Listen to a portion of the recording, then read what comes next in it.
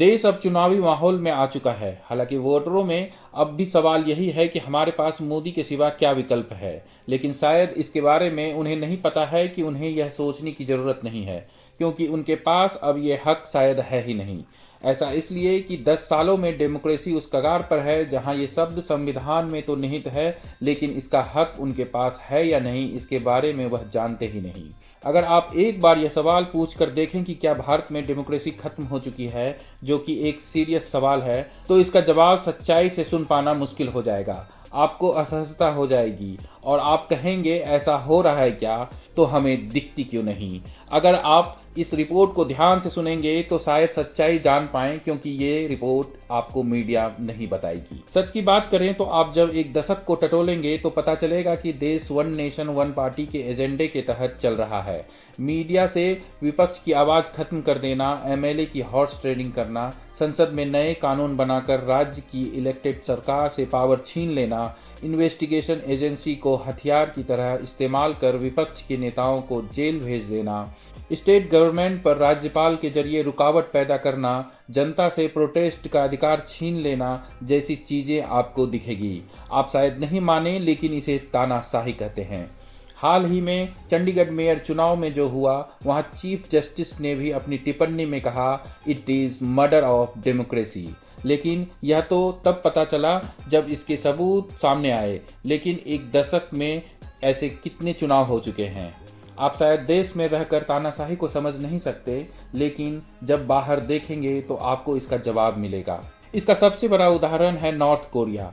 वहाँ भी लोकतंत्र है। सुनकर आपको अजीब लगा होगा। वहाँ भी चुनाव होते हैं। फर्क इतना है कि आप अगर वहाँ सरकार के चुने गए उम्मीदवार को वोट नहीं डालेंगे तो आप एंटी नेशनल करार दिए जाएंगे, आपकी नौकरी भी जा सकती है। वहाँ भी पार्टियों के नाम Democratic People's Republic of Korea है, लेकिन सच्चाई आप जानते हैं कि यह देश तानाशाह देश है। इसी तरह रूस को भी डेमोक्रेटिक देश कहा जाता है। वहाँ भी चुनाव होते हैं, लेकिन जो भी उम्मीदवार पुतिन के खिलाफ खड़ा होता है या पुतिन के लिए खतरा होता है, उसे डिस्क्वालीफाई कर दिया जाता है या उसकी अचानक मौत हो जाती है। यह हम नहीं कह रहे हैं, बल्कि कई मीडिया रिपोर्ट्स में इसका जिक्र होता रहा है।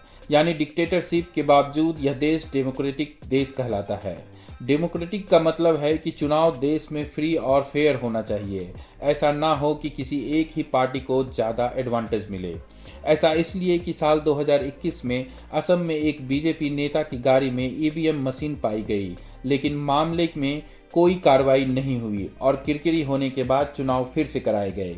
इसी तरह फरवरी 2024 में पुणे में 3 अज्ञात लोगों ने ईवीएम कंट्रोल चोरी कर लिए। खबर कई मीडिया ने छापी थी। अब ये फ्री और फेयर चुनाव का मजाक नहीं है तो क्या है। साल 2014 में पीएम मोदी ने भी चुनाव आयोग को बायस्ड कहा था, लेकिन मोदी की जीत हुई थी। लेकिन इसके बाद क्या हो रहा है यह पूरी दुनिया देख रही है।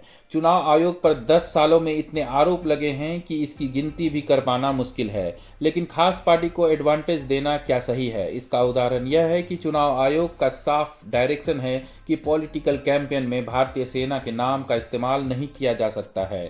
लेकिन इसके बावजूद साल 2019 में चुनाव प्रचार के दौरान नरेंद्र मोदी ने खुलेआम कहा कि मैं फर्स्ट टाइम वोटर से कहना चाहता हूं कि पुलवामा में शहीद हुए सेना के जवानों का बदला लेने के लिए उनका वोट मुझे मिल सकता है क्या। वहीं जब चुनाव आयोग के पास शिकायत की गई तो वह 21 दिन चुप बैठे। इसके बाद 4 मई 2019 को कमीशन ने क्लीन चिट दे दिया, जबकि चुनाव आयोग के अधिकारी अशोक लवासा ने मोदी और शाह को क्लीन चिट देने का विरोध किया था। इसका परिणाम यह हुआ कि उन्हें चुनाव आयोग से बाहर कर दिया गया था। अब तो चुनाव आयुक्त चुनने का प्रावधान बदल गया है। चुनाव आयुक्त को प्रधानमंत्री, कैबिनेट का एक मंत्री और विपक्ष का एक नेता, ये 3 मिलकर चुनाव आयुक्त का चुनाव करेंगे। इसमें सीजेआई का रोल खत्म कर दिया गया है। अब बात करते हैं ईडी, सीबीआई जैसे एजेंसी की रेड की। तो एक रिपोर्ट में कहा गया है कि इन एजेंसियों ने 3000 से ज़्यादा रेड पॉलिटिकल लीडर्स के खिलाफ किया है।